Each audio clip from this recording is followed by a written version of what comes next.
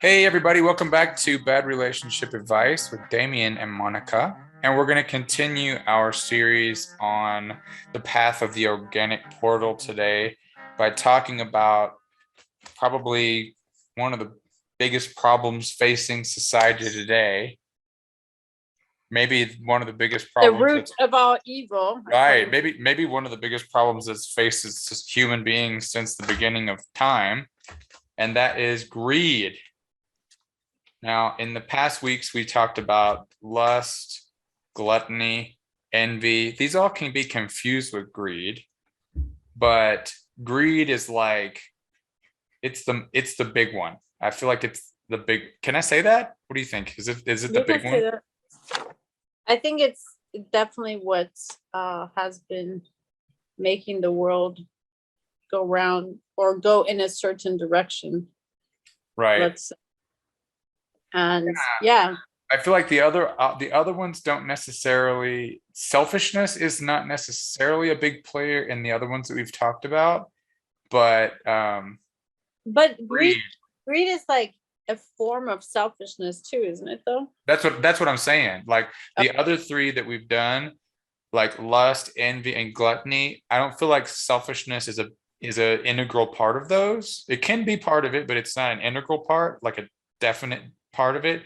Whereas greed is, yeah, it's absolutely, it has to have a selfish aspect. So let's look at the definition. One definition of greed that we can look at is an uncontrolled longing for increase in the acquisition or use of material gain or social value. So you want more food, you want more money, you want more land, you want more possessions, you want more status, you want more power. And greed has been identified as an undesirable trait throughout known human history. I mean, this goes back thousands of years because it creates a behavior conflict between personal and social goals. What is good for me versus what is good for everybody. And like you were saying, there's a selfishness to it. I want it all for myself, right? I want more than I need, and I want it for myself. Eric Fromm has defined greed as a bottomless pit which exhausts the person in an endless effort to satisfy a need without reaching satisfaction. So this intense desire to have more, feeling that having more is going to satisfy you, but it never gets to that point. I wonder if a greedy person is actually seeking to be satisfied. Because haven't you ever heard, like, I think I was watching who's the lead singer of Maroon 5, Adam Levine or something. He was talking, he was giving advice to artists, up and coming artists, like, how do you get to be famous? How do you get to where you are? He's like, never be satisfied. That's the advice. I know, I've heard this before. So is he greedy? Yeah. Right? Be greedy. Don't be satisfied. Don't ever be. But is that so? What is that greed for you? Because it could be this thing of always try to do better. True. Right. True. Never just kind of, yeah. I guess it depends on your motivation.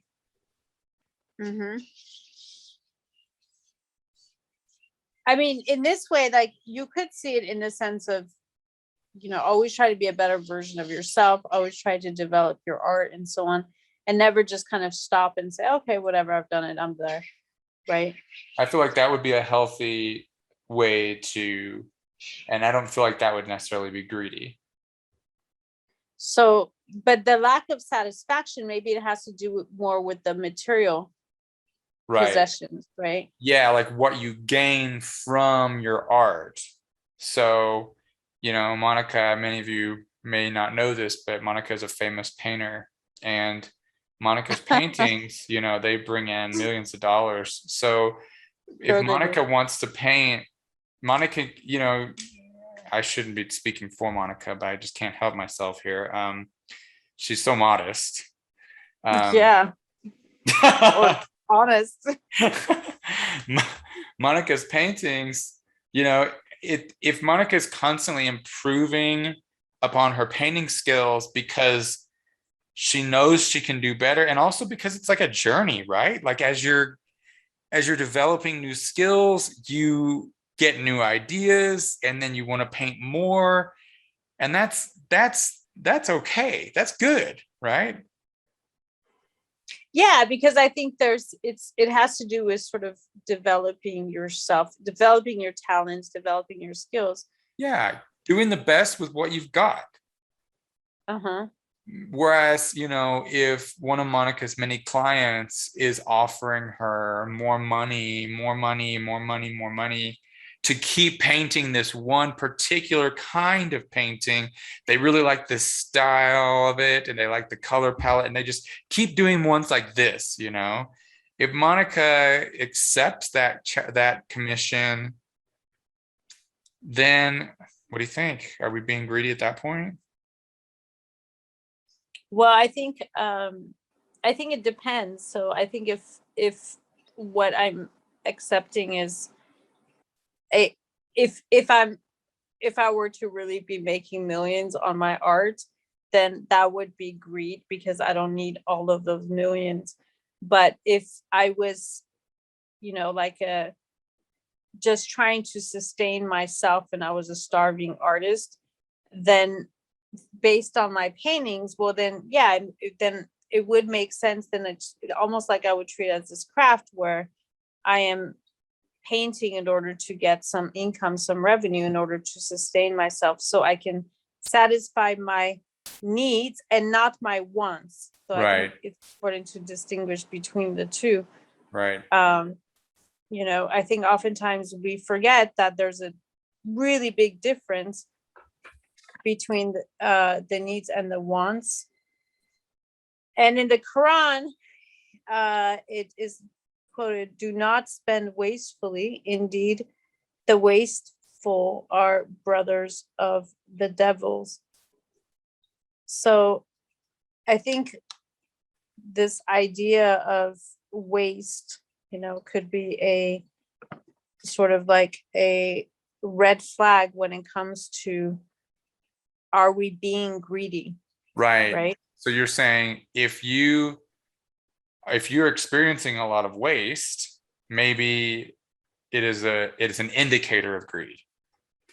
Yeah, this well, wait, yeah, so it could also be just trying to, when I feel like I constantly need to accumulate more than I actually need, that can also lead very quickly to waste. Right. Totally. So let's take it back a year in the middle of the coronavirus pandemic last year, when people were buying like all the paper towels, all the toilet paper, all this stuff. Do you feel like that was greed? Because that was actually motivated in a way by fear. So do you feel like that was greediness, or What do you feel like it was somehow justified because people were afraid? Yeah, I mean, there's that kind of hoarding tendency that comes in uncertainty, right? Uh-huh. um but there was I think yeah, to some extent it was because there wasn't this sense of, okay, let's, we're in this, everyone's in this together, there's a Right. community, so on, right? Because I think the thing about greed is it's also kind of detrimental to society. Right. I So mean, our primary definition puts greed as it's a direct conflict between the individual and the society. right, and then you had people that were really being greedy and trying uh to really take advantage of the situation and just buy a bunch of toilet paper so they can make lots of money off of it, right? So that would definitely be a form of greed. Right. Yeah, I wonder what economic laws say about that. I wonder if it's like the laws of supply and demand predict that wherever money can be made, people are going to do it, whether or not that's Well, greedy or not. I don't know. would you consider corporations just based, kind of the whole business models are just based on greed? Well, I Not know that corporation, finance. I know that the ultimate goal of a corporation is maximizing shareholder wealth.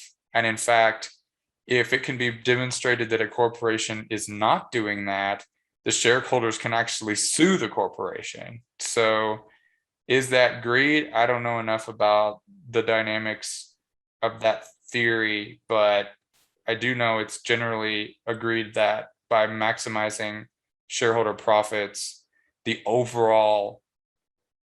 there is an overall benefit to society. Whether or not, I think greed comes in when you have something where individual agents within the corporation start making decisions that are not better for the corporation, but that are better for themselves. Mhm. Not disclosing, not reporting truthfully, embezzling funds, laundering money for illegal or illicit activities. So, But at the same time, is it really better for society? Is building material wealth really better for society? And do these shareholders really need all of that wealth? right. I mean, ultimately, in my opinion, the best use of that money by the shareholders is to reinvest into other organizations that do have society's well-being at the forefront. Like anybody with, I mean, I feel like in a truly utopian society, there wouldn't be a need for taxes because people would give their excess wealth to help others. Mm-hmm. And Yeah. I think I would be okay living in a society where people were free to make money in socially productive ways. And if they want to work hard and make billions, that's fine. But it would also be nice if greed was eliminated and we could actually, we could all benefit from that person's hard work and success instead of them just going, starting a new hobby of going to space and consuming millions of, millions of times their own personal fair share of resources in order to fuel their hobby. But I digress. I feel like here in the United States, we, the average American is consuming so much more resource than if you took a global average of people, right? Like the average American consumes so much more than the average Egyptian or the average Chinese or the average Hawaiian, like almost said Hawaiian, but you know what I mean? Yeah. I think it's like, yeah. Like orders of magnitude more. As I sit here in my apartment, I'm consuming electricity. Even just recording this podcast, we're consuming electricity. I've got a nice refrigerator with which has got food stored in it, and it's kept at a nice cool temperature. I mean, like if you were to, I think I actually calculated my carbon and I realize we're kind of getting off topic talking about like pollution but it's still consumption of resources, right? Like, Yeah. I mean, I think I calculated my carbon footprint the other day, and it was like some ungodly number, like 10,000 tons or maybe pounds, some 10,000 pounds of CO2 a year just for me. So, yeah, I Yeah. mean, can I sit here and say I'm not greedy? I mean, do I want to give this up? Do I really need this? Do I Yeah. really need air conditioning? Do I really need, I think food, clean water, there are basic human needs. But do I really need this comfortable bed? Do I really need this fluffy pillow? You know what I mean? Like at what point are we actually being greedy? And I think that brings us to the end of um our podcast is how can we, avoid being greedy? Yeah. Well, I think one thing to keep in mind is trying to ask ourselves, do we actually need this or do we want this Right. before we try to accumulate more things. Right. And I think most of the time the answer is actually we just want this Hmm. and we don't need it. And why do we want it? Is it to get more status? Because that's also part of what defines greed.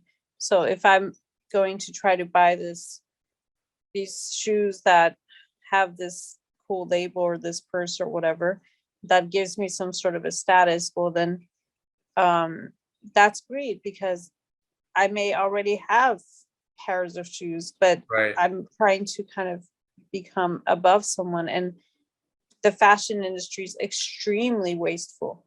And why not? Why not just have your own style and not just follow what everyone else is telling you? Right. Um, The thrift stores are overflowing with garments they don't know what to do with. yeah. People buy, like you said, people buy things to keep up with the fashion, Mhm. which is arbitrarily decided by the fashion industry, what the colors are going to be, what the styles are going to be. I Yeah. mean, And and oftentimes it doesn't even look good. Like, and it won't even necessarily look good on that person because everyone has different colors that work for them and sure. different styles based on their own shape and so on. So why follow these trends? It makes no sense at all. So you're saying it's actually greedy to follow trends. I think so because it promotes excessive buying and not based on need. If you're going to be following trends, then you're going to be constantly buying clothes, despite the fact that you already have clothes. And I'm Yeah. not saying people should just never buy clothes, but really consider a lot. Do you really need it? And when you get to the point where you actually need it, I mean, the money that you've saved in not spending wastefully on so many clothes that you're gonna just, you know, put in the landfill at some point, you can actually buy, or we can actually buy, I should say, a nice garment, Right. nice Quality items. a quality item that lasts, Right. that Yeah, lasts much longer. and they do say like classic, there are classic styles that there are things that never go out of style, right? Exactly. And I'd like to argue too that you can follow trends and not be greedy. For example, if the trend is, I don't know, big baggy pants and mute colors, you can go dig in the thrift store and yeah, you can find something that maybe it's not like right off the production line, but I think you could still, if you really are interested in fashion, truly like the art, I want to believe that you could still come up with creative things that Sure. go with the trend, because trends themselves I don't think are bad. It's just like styles of thinking to become popular. But there's like an authentic way to do it, and then there's like a cheap, lazy way to do it, right? Yeah, well, I just think it's important to kind of use our creativity and our individuality and so on, just in you know, everything we try to kind of do that's worth doing. And if it's just sort of, you know, kind of not really even like with thoughtlessly following something and not Right, even asking ourselves, do we really even want this? Even beyond the do we need it? Do we even want this? Because right, sometimes we don't even realize we don't even want a lot of the stuff that right. we're. Or it's like it's not the thing that we want, it's the adoration or the compliments or the Mhm. attention. That's what we want. And so we buy these things to get that. Right. Exactly. And so how can we get it in other ways Right. And besides constant how can you get accumulation? actual authentic, fulfilling attention instead of transient, surface level, superficial attention? Right. So maybe that's the question. How do we have a fulfilled existence where we don't feel this need to be greedy, where we don't resort to greed in a sense, Well, to try to fulfill us what we just said. I know what Eckhart Tolle would say. What would Eckhart Tolle say? I need a bracelet. I need a what would Eckhart say bracelet. Um, he would say that by realizing, by becoming conscious of who you are as like a manifestation of the one universal consciousness, by realizing that you are part of that, that the real you goes beyond your clothes and your looks and your emotions and your knowledge, and just this presence inside you. By realizing that, by knowing that, by just knowing that, that's supposed to be fulfilling. That's supposed to take the cake. Mm-hmm. So Yes, absolutely. And then all of these sort of wants just kind of start to dissipate. they become you look at them and it's like, oh well, I think once you have actually felt a real sense of fulfillment, you can easily distinguish, like the other things just can't do it anymore. Mm-hmm. You know? Yeah. I mean, we all enjoy positive attention. We all enjoy getting, being recognized for something that we did, or if you put together, well, let's put it this way. If I get a compliment because I bought a shirt versus if I get a compliment because I made a shirt, it's different. Yeah. If you make the shirt, assuming it doesn't look like shit, assuming you did a good job, you put some time in it, put some work into it. Yeah, that's fulfilling on a different level. Yeah. Yeah. And I think, sorry, go ahead. I think there's just something to be said about, kind of, being creative and finding ways of being fulfilled without having to constantly accumulate, because it will never be enough. And that's part of. Yeah, it'll always be transient. If it's like the old saying, easy come, easy go. If you got a sense of fulfillment by buying something, it's not going to last. It's not going to last. Even if you it's outside of ourselves, it's not going to last, whatever it is. Boom. That's like Monika just dropped the mic on that one. Monika, I've really enjoyed talking about greed with you today. Well, me too, Damian. So we're going to continue our series with our next episode. I don't think I'm not going to spoil it this time, but I was going to ask you, what is it? What are we committing to? Well, there's 7 deadly sins. We've got 4 down. So we've got sloth, wrath, and 1 more to go. Can't think of the 3rd one. Well, so we're just going to have to. If you want to know, you'll have to tune in next time to Bad Relationship Advice. If you have anything to say about greed, please leave us a comment. Love to hear from you. Okay. Thanks, Monika. Okay. Thanks, Damian. Bye. Bye.